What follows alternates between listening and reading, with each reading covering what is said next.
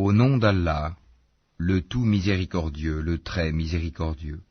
Gloire et pureté à celui qui de nuit fit voyager son serviteur Mohammed de la mosquée Al-Haram à la mosquée Al-Aqsa, dont nous avons béni l'alentour, afin de lui faire voir certaines de nos merveilles. C'est lui vraiment qui est l'audient, le clairvoyant. Et nous avions donné à Moïse le livre dont nous avions fait un guide pour les enfants d'Israël. Ne prenez pas de protecteur en dehors de moi, ô vous, les descendants de ceux que nous avons transportés dans l'arche avec Noé. Celui-ci était vraiment un serviteur fort reconnaissant. Nous avions décrété pour les enfants d'Israël, et annoncé dans le livre, par 2 fois vous sèmerez la corruption sur terre, et vous allez transgresser d'une façon excessive.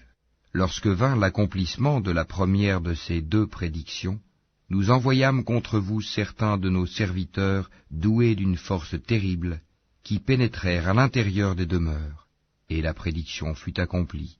Ensuite, nous vous donnâmes la revanche sur eux, et nous vous renforçâmes en biens et en enfants, et nous vous fîmes un peuple plus nombreux. Si vous faites le bien, vous le faites à vous-même, et si vous faites le mal, vous le faites à vous aussi. Puis, quand vint la dernière prédiction, ce fut pour qu'ils affligent vos visages, et entrent dans la mosquée, comme ils y étaient entrés la première fois, et pour qu'ils détruisent complètement ceux dont ils se sont emparés.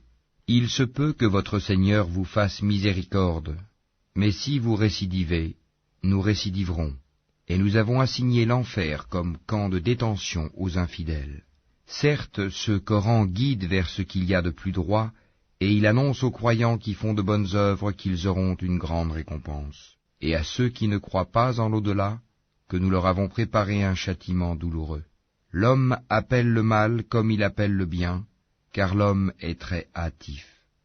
Nous avons fait de la nuit et du jour 2 signes, et nous avons effacé le signe de la nuit, tandis que nous avons rendu visible le signe du jour, pour que vous recherchiez des grâces de votre Seigneur, et que vous sachiez le nombre des années et le calcul du temps.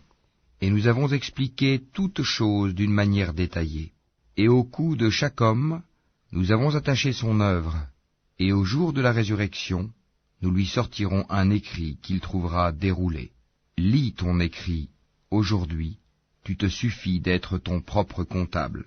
Quiconque prend le droit chemin ne le prend que pour lui-même, et quiconque s'égare ne s'égare qu'à son propre détriment, et nul ne portera le fardeau d'autrui. Et nous n'avons jamais puni un peuple avant de lui avoir envoyé un messager.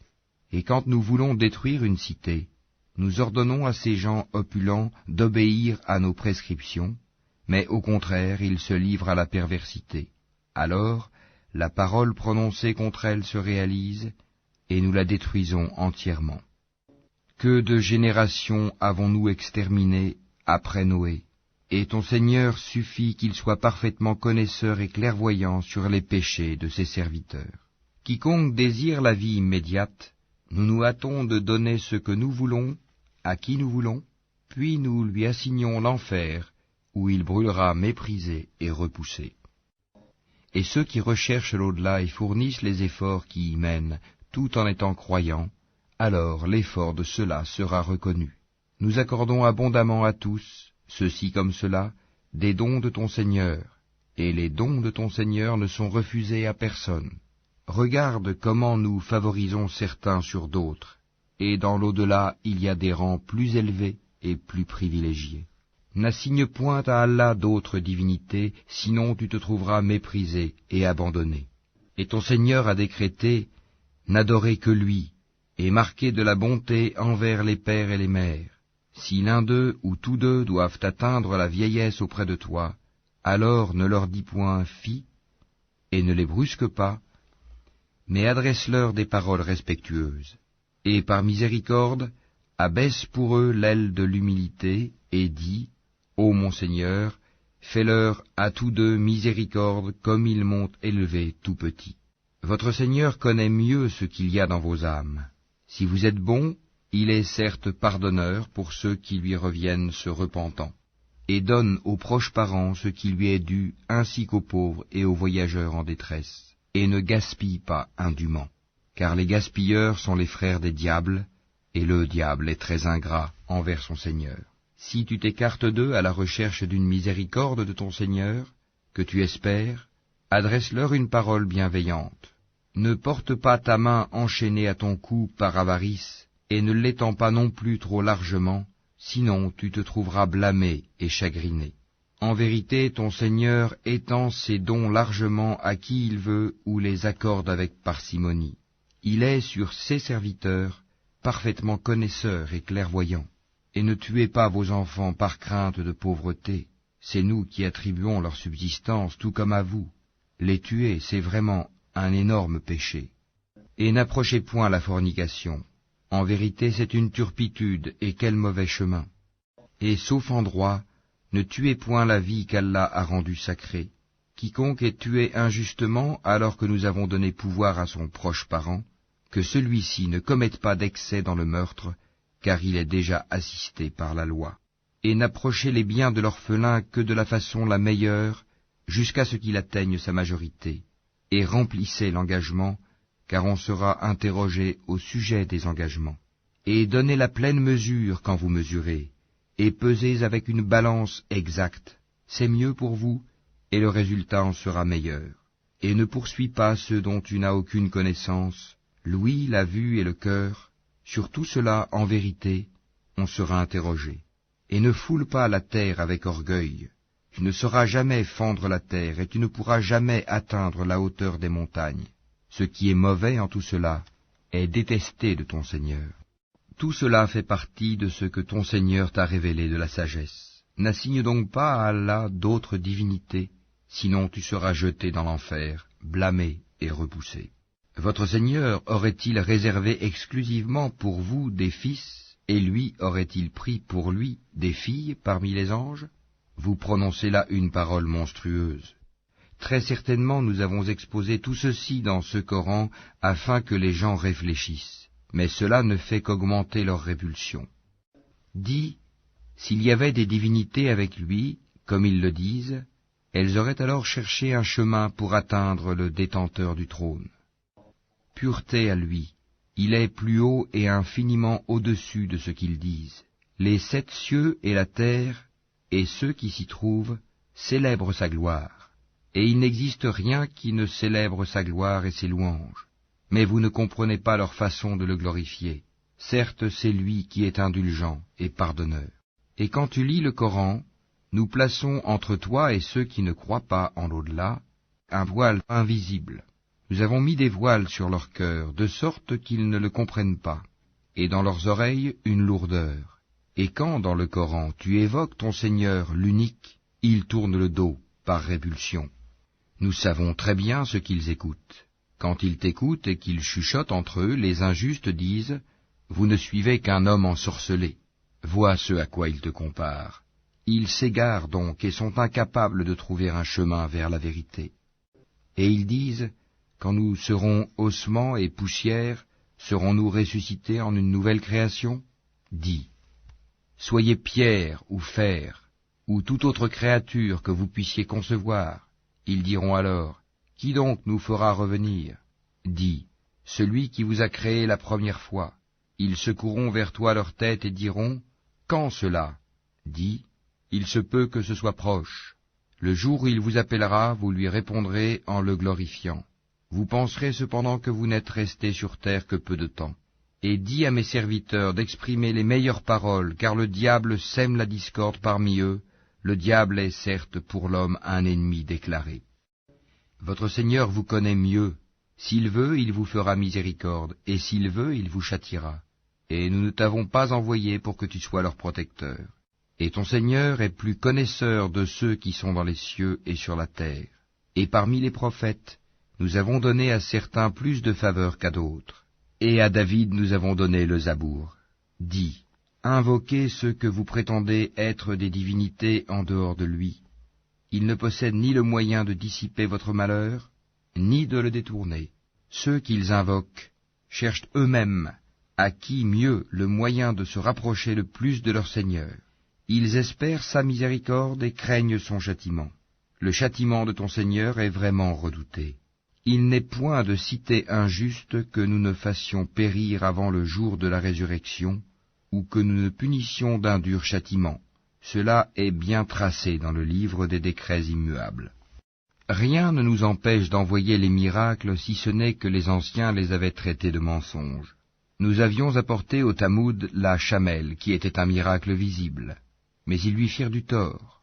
En outre, nous n'envoyons de miracle qu'à titre de menace. Et lorsque nous te disions que ton Seigneur cerne tous les gens par sa puissance et son savoir, quant à la vision que nous t'avons montrée, nous ne l'avons faite que pour éprouver les gens, tout comme l'arbre maudit mentionné dans le Coran. Nous les menaçons, mais cela ne fait qu'augmenter leur grande transgression. Et lorsque nous avons dit aux anges, prosternez-vous devant Adam, ils se prosternèrent, à l'exception d'Iblis, qui dit, me prosternerai-je devant quelqu'un que tu as créé d'argile? Il dit encore, vois-tu, celui que tu as honoré au-dessus de moi, si tu me donnais du répit jusqu'au jour de la résurrection, j'éprouverais certes sa descendance, excepté un petit nombre parmi eux. Et Allah dit, va-t'en, quiconque d'entre eux te suivra, votre sanction sera l'enfer, une ample rétribution.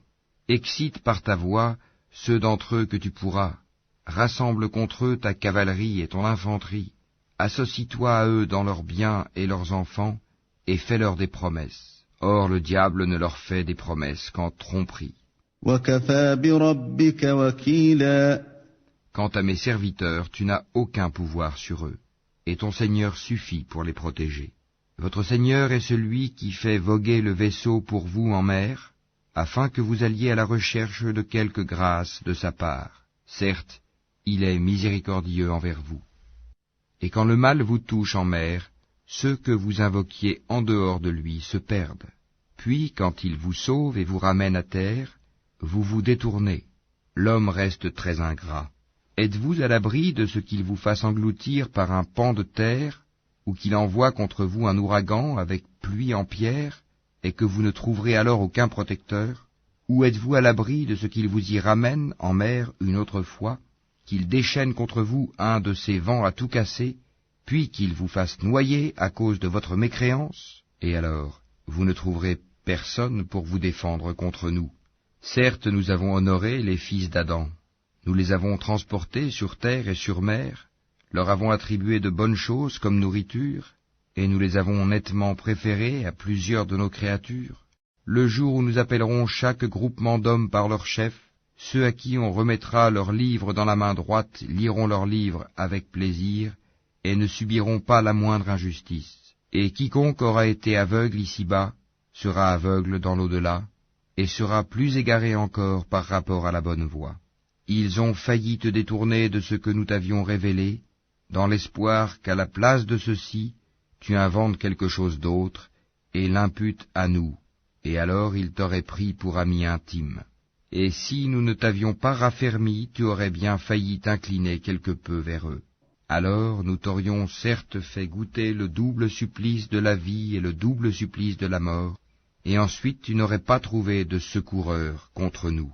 En vérité, ils ont failli t'inciter à fuir du pays pour t'en bannir, mais dans ce cas, ils n'y seraient pas restés longtemps après toi.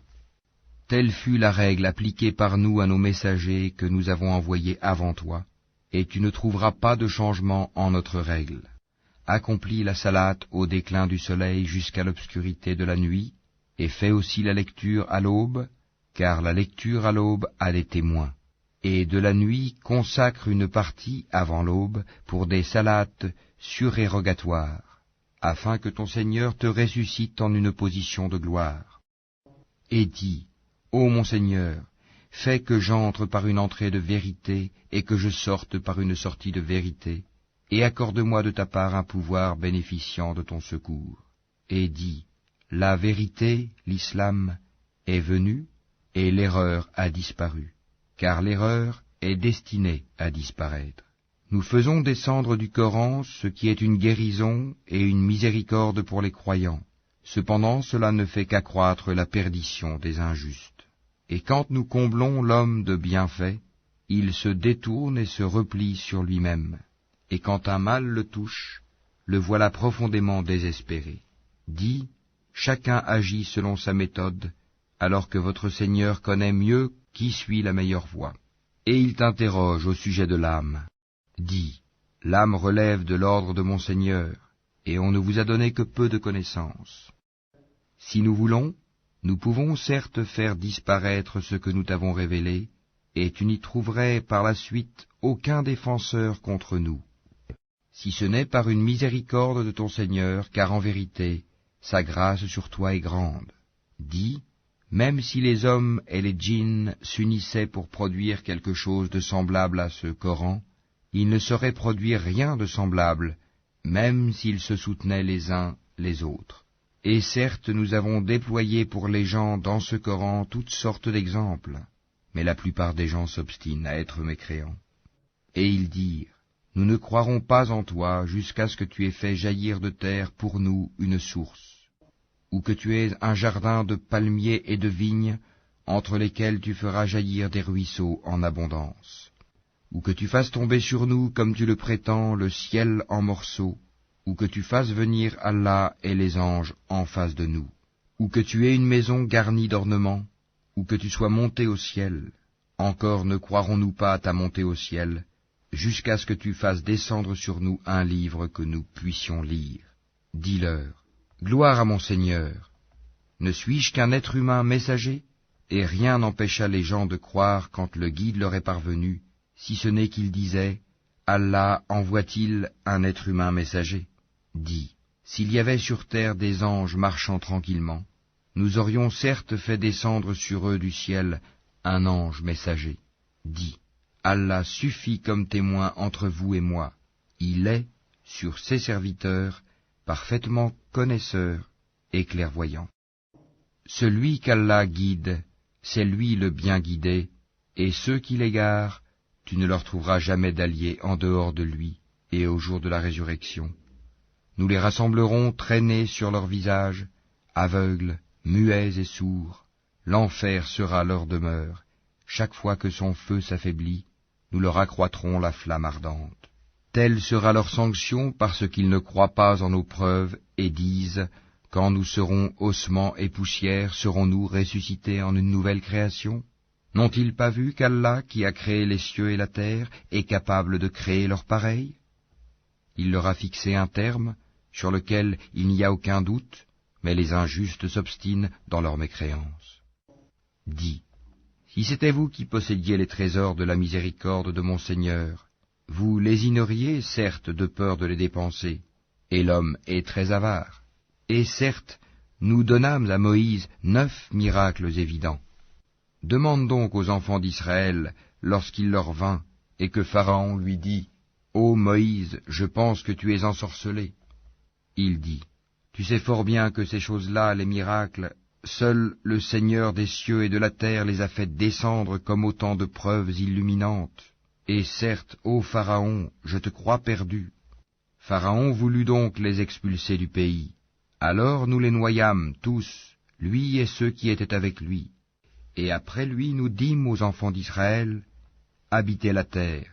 Puis, lorsque viendra la promesse de la vie dernière, nous vous ferons venir en foule. » Et c'est en toute vérité que nous l'avons fait descendre, le Coran, et avec la vérité il est descendu, et nous ne t'avons envoyé qu'en annonciateur et avertisseur. Nous avons fait descendre un Coran que nous avons fragmenté, pour que tu le lises lentement aux gens, et nous l'avons fait descendre graduellement. Dis, croyez-y ou n'y croyez pas, ceux à qui la connaissance a été donnée avant cela, lorsqu'on le leur récite, tombent, prosternés, le menton contre terre, et disent, gloire à notre Seigneur, la promesse de notre Seigneur est assurément accomplie. Et ils tombent sur leur menton, pleurant, et cela augmente leur humilité. Dis, invoquez Allah ou invoquez le tout miséricordieux, quel que soit le nom par lequel vous l'appelez, il a les plus beaux noms, et dans ta salate, ne récite pas à voix haute, et ne l'y abaisse pas trop, mais cherche le juste milieu entre les deux. Et dis, louange à Allah qui ne s'est jamais attribué d'enfant, qui n'a point d'associé en la royauté, et qui n'a jamais eu de protecteur de l'humiliation. et proclame hautement sa grandeur.